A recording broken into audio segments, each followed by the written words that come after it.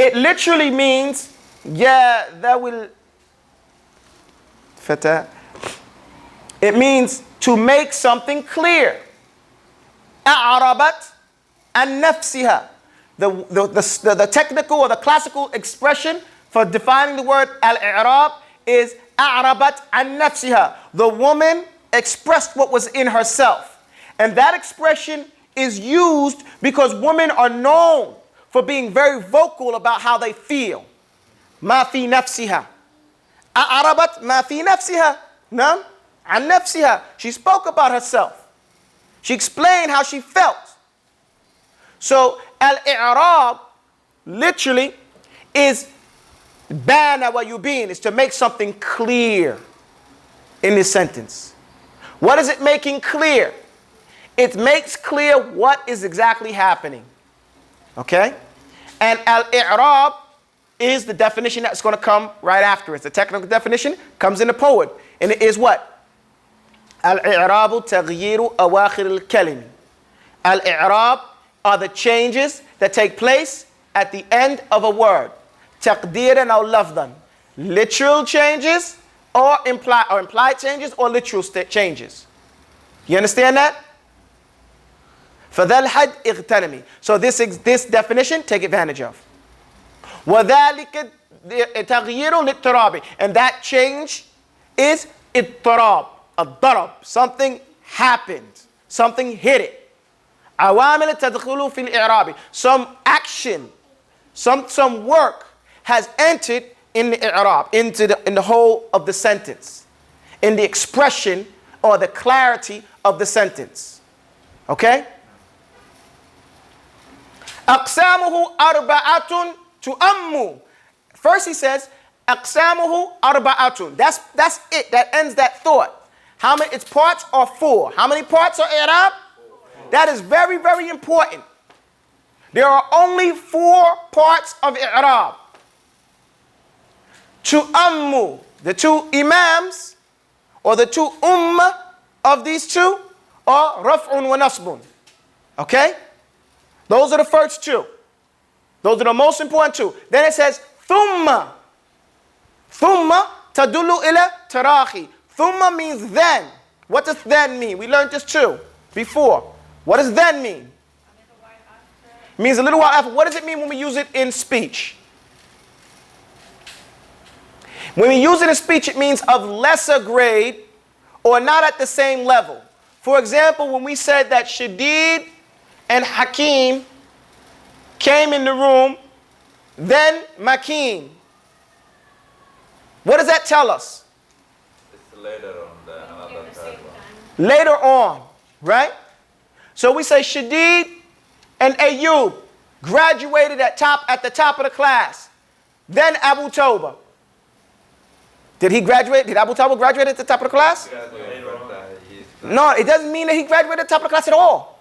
Then Abu Tawbah came. You understand? Doesn't mean he's at the top.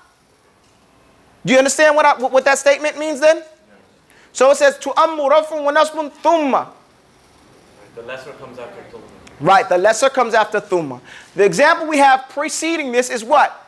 Ismun wa fi'lun thumma harfun nasbun. Thumma harfun ma'na. Right? So we have ismun wa fi'lun thumma.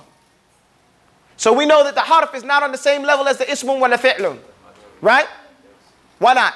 That's a weaker one. That's why. Because it's not independent. What? Because it's what? It's not independent. It's not independent. What do we mean by a word being independent? It doesn't need other words to define it or to... It doesn't need other words to define it. To define what it intends, what it means. Right? So that we call that a word that has a meaning in and of itself. Or we call it a word that is independent of other words in order to define it. But a harf is a word that is what? It's dependent on other words. It needs other words in order to complete its meaning. Give me a word that's dependent. Is. No. Is not dependent. Under. Why isn't is dependent? Why isn't is dependent? It's a verb. It's action word. That's right. It's the be word. The B words in every language are the most comprehensive words in that language. Okay? Very defining, so it doesn't need help.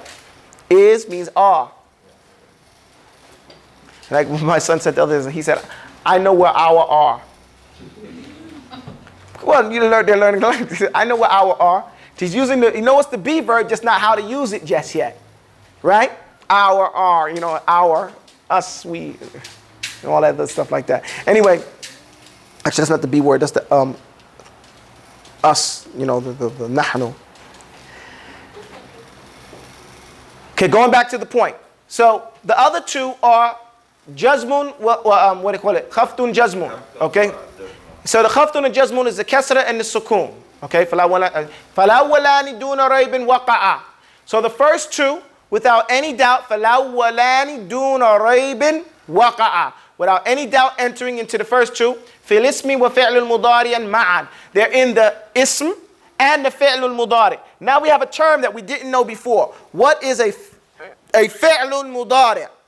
Can anybody tell me what a fi'lul mudari?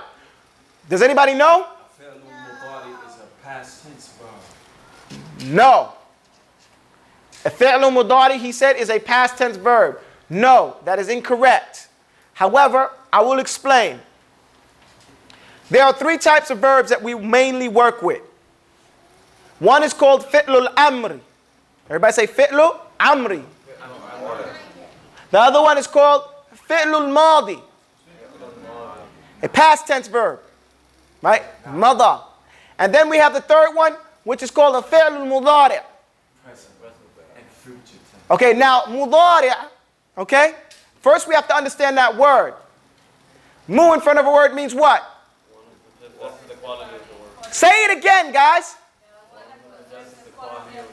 One who possesses the quality of the rest of the, whatever the word comes. So what does dara'a mean? Dara'a means to be similar to. It means mithla. It means like. We're getting to something here. Remember, you're learning Arabic from a way other people don't learn it. You're learning it from its soul. Okay? So understand, a fi'lul mudari is a verb. Fi'lun is a verb, right? Action word, right? That is like.